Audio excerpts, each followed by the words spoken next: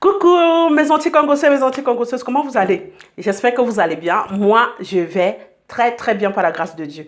Si vous passez par des moments difficiles en ce moment, n'oubliez pas une chose, Dieu existe. Fléchissez les genoux, priez et Dieu répondra. Enfin, Dieu vous répondra. Alors, le thème d'aujourd'hui, c'est comment réussir son premier rendez-vous. Vous êtes sans ignorer, comme moi, que le premier rendez-vous, on est stressé, on a envie de faire le maximum d'efforts pour être belle, pour plaire, pour que l'homme tombe sur notre charme.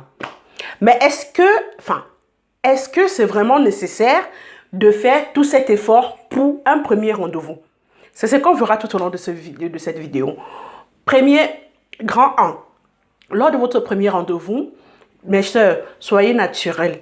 Ne faites pas trop. N'essayez pas de trop vous maquiller, de trop vous habiller, de mettre les talons aigus de 15 cm.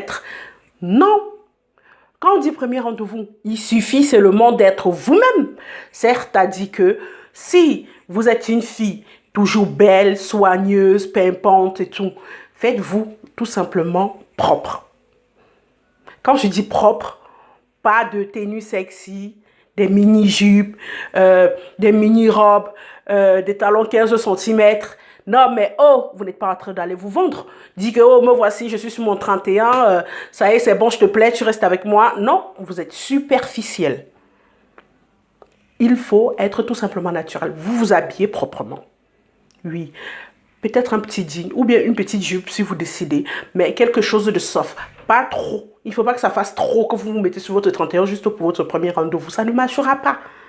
On n'a pas besoin de ça. Le premier rendez-vous, on doit être propre. Bien coiffé. Ne partez pas sur la coiffeuse la veille du jour. Oui, je veux une coupe comme Beyoncé. Je veux une coupe comme Rihanna. Nanani nanana. Parce que vous voulez plaire. Parce que vous voulez qu'ils vous trouvent belle.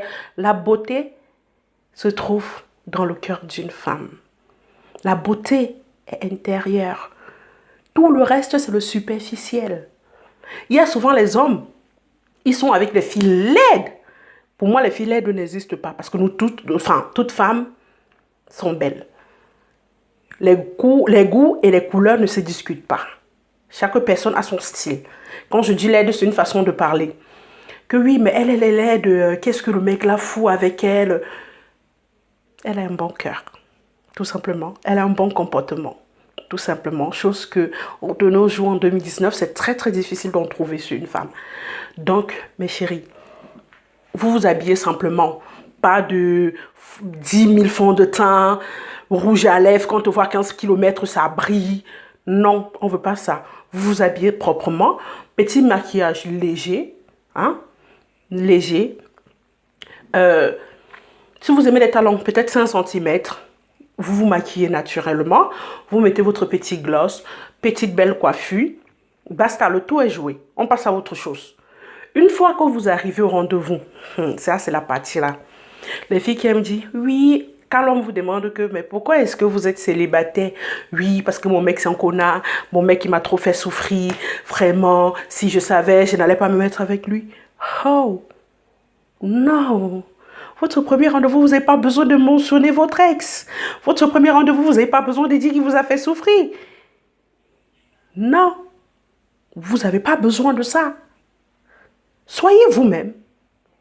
Mais ne dites pas n'importe quoi. Parce que c'est par rapport à ce que vous dites qu'on vous juge. Que la personne qui est en face de vous vous juge. Que non, cette femme, oui, elle est pour moi. Non, elle n'est pas pour moi, elle est trop superficielle. Regarde, elle dénigre son ex. Parce que de nos jours, en 2019, les hommes se posent aussi des questions à savoir que est-ce que c'est pas toi le problème? Parce qu'on aime trop dire qu'on a rencontré des salauds, les connards, je sais pas qui, je sais pas quoi. On veut toujours incriminer l'homme, mais est-ce que le problème ne vient pas aussi de la femme de foi? C'est la question qu'il va se poser. Donc, vous répondez aux questions naturellement, doucement, posément, sereine. Il faut être sûr de toi, avoir toujours un joli sourire au niveau des lèvres.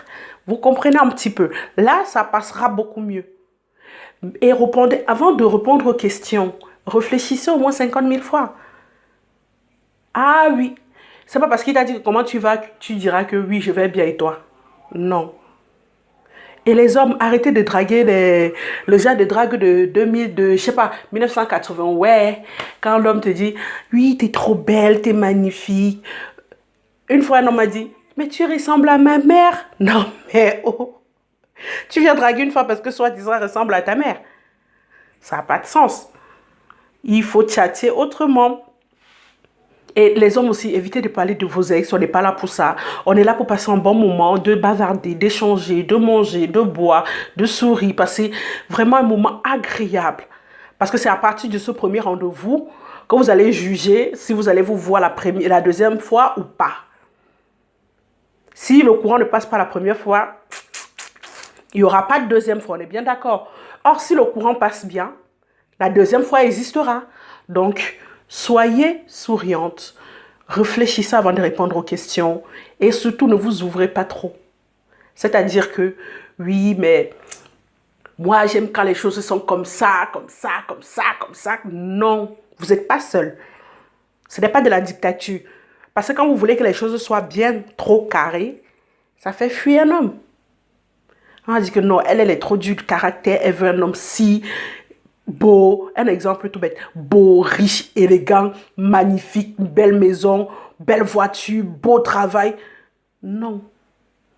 Premier rendez-vous, vous arrivez, vous asseyez, bonjour, bonjour.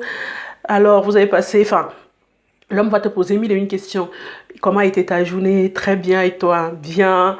Toute souriante. Qu'est-ce que tu fais, par exemple, dans la vie? Oui, je fais tel ou tel métier. Tu as quel âge? Tu dis ton âge. Vous allez parler de tout et de rien, mais ne mentionnez pas les ex. Enfin, c'est un moment agréable. Donc, faites ressentir à cette personne qui n'a pas perdu son temps pour venir vous voir et pour vous écouter. Il faut que ce moment soit agréable pour qu'il puisse avoir envie de revenir vers vous, que vous puissiez lui procurer du sourire, par exemple.